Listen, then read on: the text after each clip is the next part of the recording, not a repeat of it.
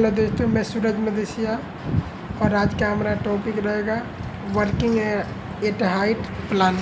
मतलब कि हमें वर्क एट हाइट पे काम करना है तो एक प्लान बनाएंगे जिससे हम उस कार्य को सुरक्षित तरीके से कंप्लीट कर सकें, किसी भी प्रकार का इंजरी नहीं होना चाहिए। एक फॉर्मेट है सिंपल जो मैं अभी बनाया हूँ, इसको देखते हैं स्टेप बाय स्टेप। फर्स्ट देखिए प्रोजेक्ट डिटेल्स, इसमें प्रोजेक्ट डिटेल्स डालेंगे या प्रोजेक्ट का नाम डालेंगे, तो लोकेशन डालेंगे कि आपका प्रोजेक्ट कौन सा लोकेशन पे, क्लाइंट उधर कौन है, कॉन्ट्रैक्टर कौन है, आपका कंपनी एक्टिविटी कौन सा है। जैसे वर्क एट हाइट में लिखा हूँ, आप कोई और भी लिख सकता है। प्रिपेयर बाई, कौन प्रिपेयर किया, जैसे मैं तैयार किया हूँ सूरत सेफ्टी ऑफिसर, वैसे आप का डिजिग्नेशन क्या है और आप क्या है इसमें नाम डाल सकते हो। अप्रूव्ड कौन कर रहा है, जैसे कि आपका क्लाइंट का सेफ्टी मैनेजर कर सकता है या फिर पीएम भी करता है, उसका नाम आएगा इधर। डेट डालेंगे कब प्रिपेयर किया। अब देखिए इधर पर्पज़ देखेंगे, पर्पज़ मतलब कि क्या काम है इस डॉक्यूमेंट को बनाने के लिए। देखिए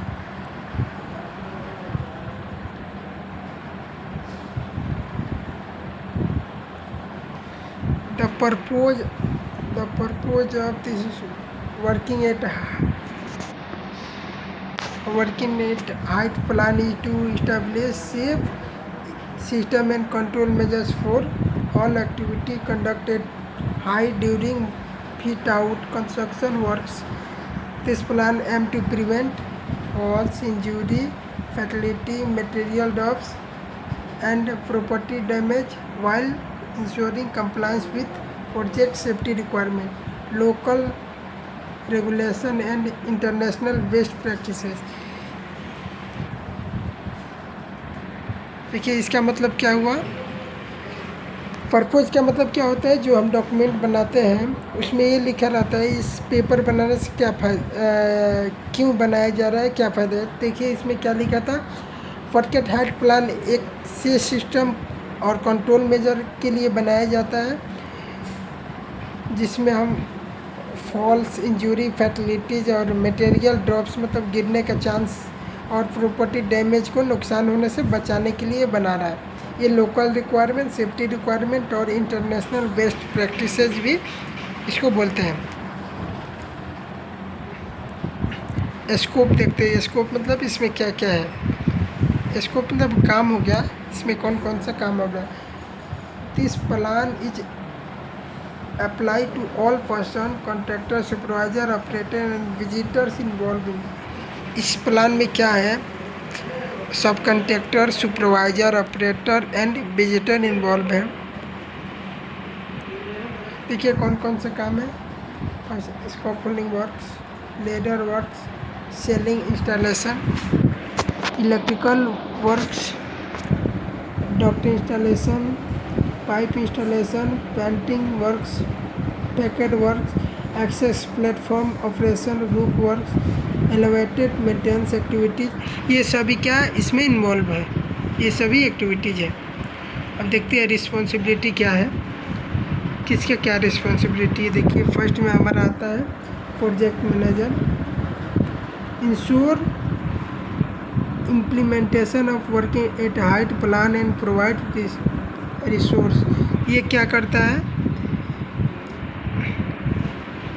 प्रोजेक्ट मैनेजर का एक क्या काम होता है या फिर उसका रिस्पॉन्सिबिलिटी क्या होता है, वो ये सुनिश्चित करता है कि जो भी हम वो काम होने जा रहा है उसमें वो प्लान बनाता है, उसको कैसे सेफ तरीके से किया जा सके, वो कैसे करेंगे उसका सेफ मेथड बनाता है। देखिए HSE ऑफिसर का क्या काम होता है, मतलब सेफ्टी ऑफिसर का conduct inspection, monitoring and compliance verification. Safety officer का इंस्पेक्शन करना काम होता है, परमिट इंश्योर करना काम होता है, काम को मॉनिटर करना, सेफ्टी कोई प्रॉब्लम तो नहीं है ना, रिस्क। उसके बाद से कंप्लायंस जैसे कि BSEW एक्ट हो गया, फैक्ट्री एक्ट हो गया, ISO ओसा हो गया, ये सभी उसमें कंप्लाइंस है, ये उसको वेरीफाई करने का काम होता है। उसके बाद से साइट इंचार्ज या फिर साइट इंजीनियर का क्या काम होता है, इसका काम होता है supervise work activity and ensure safe execution. वो सुपरवाइज करता है, जो काम रहता है वो काम किया जाता है। जैसे वर्क एट हाइट हो गया, उसमें सेफ तरीके से कैसे किया जाता है वही वो सुपरवाइज करता है, देखता है मतलब। उसके बाद से देखिए सुपरवाइज़र का क्या काम आता है,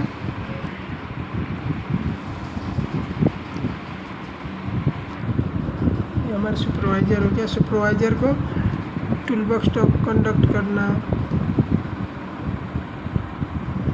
सेफ्टी प्रोसीजर फॉलो करना, ये उसका काम होता है कराना। उसके बाद से वर्कर्स का क्या रिस्पॉन्सिबिलिटी आता है, use PP properly and follow safe work practice. Worker क्या रिस्पॉन्सिबिलिटी होता है, जैसे कि जो हम लोग पीपीज प्रोवाइड करता है, हेलमेट, जैकेट, शू, ये सब उसको प्रॉपर पहनना है, वियर करना है और सेफ वर्क करना है, प्रैक्टिस करना है। स्कैफोल्ड इंस्पेक्टर, ये स्कैफोल्ड इंस्पेक्टर का क्या काम आता है, जैसे कि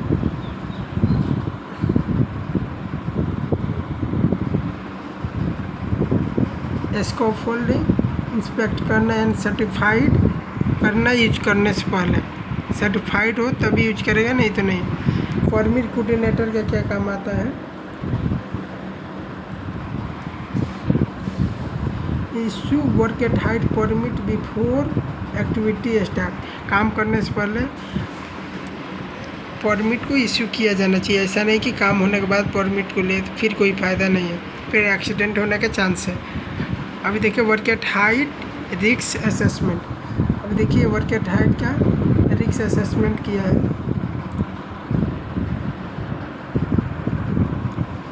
सबसे पहले हमारा एक हज़ार्ड का कॉलम है, एक पॉसिबल कॉन्सिक्वेंसेस, यानी क्या चांस हो सकता है उसके हज़ार्ड से।